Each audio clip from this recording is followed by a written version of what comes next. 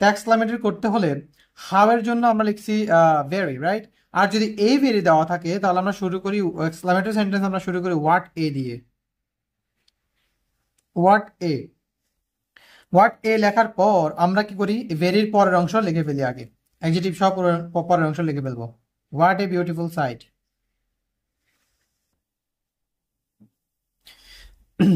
তো এ ভেরির জন্য আমরা লিখলাম হোয়াট এ।